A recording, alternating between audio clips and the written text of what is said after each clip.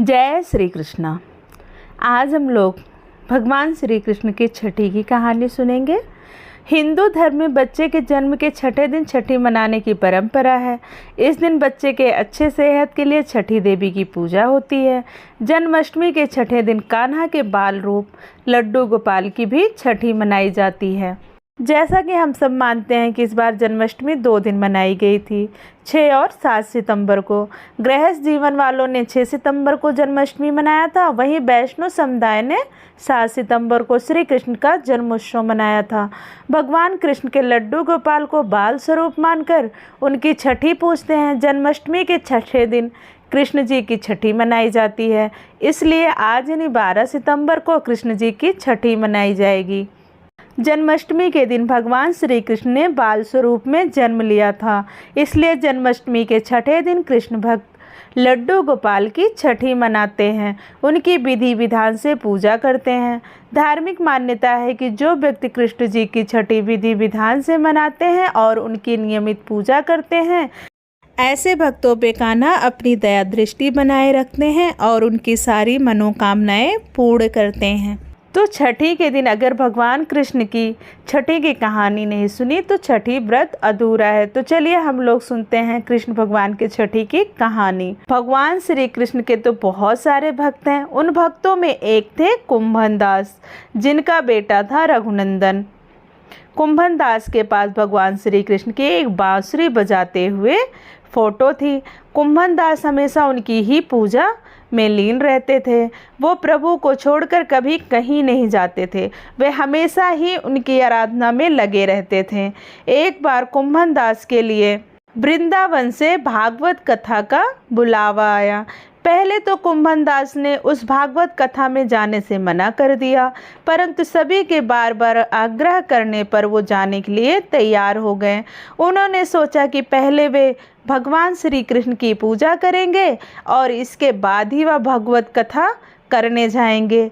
इस तरह से उनका पूजा का नियम भी नहीं टूटेगा और मैं भगवत कथा का पाठ भी करने चला जाऊंगा। जिस दिन कुंभन दास को जाना था, उन्होंने भगवान श्री कृष्ण की पूजा आराधना की और उनके लिए भोग तैयार किया। लेकिन उन्होंने अपने बेटे से कहा, बेटा मैं जा रहा हूँ, मैंने ठाकुर जी का भोग तैयार कर दिया है, तुम बस ठाकुर जी को भोग लगा देना। इतना कहकर वह वृंदावन के लिए निकल गए। कुंभन दास के जाने के बाद उनके बेटे ने यानी रघुनंदन ने भोग की थाली ठाकुर जी के सामने रख दी और ठाकुर जी से प्रार्थना करने लगे कि ठाकुर जी आकर भोग लगा लीजिए।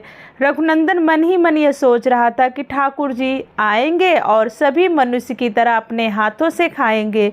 कुंभन दास के बेटे ने कई बार भगवान श्री कृष्ण से प्रार्थना की कि आप आकर भोजन करिए ना, आप इतनी देर क्यों लगा रहे हैं, आइए और भोजन कीजिए, नहीं तो आपका खाना ठंडा हो जाएगा। लेकिन यह देखकर वह निराश होकर रोने लगा कि कृष्ण भगवान तो आ ही नहीं रहे हैं या भोजन ही नहीं कर रहे हैं, आप आते क्यों नहीं हो, मैं इतनी देर से आपको बुला रहा हूँ। यह कहते हुए वह रोने लगा। उसकी पुकार सुनकर ठाकुर जी एक बालक का रूप लेकर वहाँ पर आ गए और भोजन करने के लिए बैठ गए, जिसके बाद रघुनंदन के चेहरे पर मुस्कुराहट आ गई। वृंदावन में भगवत कथा का पाठ करके जब कुंभन दास जी घर लौटे तो उन्होंने बेटे से प्रसाद के बारे में पूछा। रघुनंदन ने अपने पिता से कहा कि ठाकुर जी ने सारा भोजन खा लिया है। कुंभन दास ने सोचा कि अभी रघुनंदन नादान है, इसलिए वह झूठ बोल रहा है, उसने ही सारा भोजन खा लिया होगा और डांट न पड़े इस वजह से यह सब बोल रहा है। अब रोज कुंभन दास भागवत कथा के लिए जाते, जब वह घर वापस आते तो देखते सारा प्रसाद खत्म हो गया है। कुंभन दास बोले कि अब तो मेरा पुत्र कुछ ज़्यादा ही झूठ बोलने लगा है। कुंभन दास ने सोचा पहले ऐसे तो मैं कुछ नहीं बोल सकता, मुझे इसे रंगे हाथों पकड़ना होगा। कुंभन दास ने एक दिन लड्डू बनाए और थाली में रख दिए और दूर जाकर छिपकर देखने लगे कि अब ये क्या करेगा। जैसे ही यह लड्डुओं को खाएगा मैं तुरंत इसे पकड़ लूँगा, फिर इसे डांट लगाऊंगा। उन्होंने रघुनंदन से कहा, ठाकुर जी को भोग लगा दो।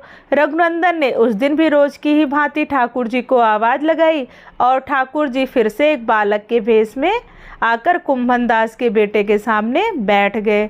रघुनंदन ने ठाकुर जी से खाने के लिए कहा, जिसके बाद ठाकुर जी लड्डू खाने लग गए। कुंभन दास जो दूर खड़ा इस घटना को देख रहा था, वह तुरंत ही आकर ठाकुर जी के चरणों में गिर पड़ा। ठाकुर जी के एक हाथ में लड्डू था और दूसरे हाथ का लड्डू जाने ही वाला था मुख में, लेकिन ठाकुर जी उसी समय वहीं पर जमकर रह गए।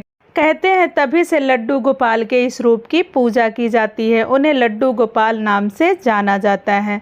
कहते हैं कृष्ण भगवान की छठी के दिन जो इस कथा का पाठ करते हैं, उनसे कन्हैया प्रसन्न होते हैं और श्रद्धालुओं की सारी मनोकामनाएं पूर्ण करते हैं। संतान प्राप्ति के लिए भी जो लड्डू गोपाल के इस रूप की पूजा करते हैं और छठी के दिन उनकी आराधना करके मन्नत मांगते हैं, उन्हें पुत्र प्राप्ति अवश्य होती है, ऐसा माना जाता है। कृष्ण भगवान की जय, बांके बिहारी लाल की जय। तो चलिए हम लोग छठी पूजा के बारे में थोड़ा सा जान लेते हैं। सुबह जल्दी उठें और स्नान आदि के बाद साफ कपड़े पहनें। घर के मंदिर को साफ करें और मंदिर की सजावट करें। लड्डू गोपाल को पंचामृत और गंगा जल से स्नान कराएं। उसके बाद उन्हें साफ कपड़े पहनाएं और श्रृंगार करें। बाल गोपाल को धूप दीप और भोग लगाएं। कृष्ण जी की छठी पर माखन मिश्री और कढ़ी चावल का भोग जरूर लगाएं। अब कान्हा जी की आरती उतारें। मंत्रों का जाप करते हुए प्रसाद का वितरण करें। इस दिन कृष्ण जी का आशीर्वाद पाने के लिए कृष्ण जी के मंदिर भी जा सकते हैं।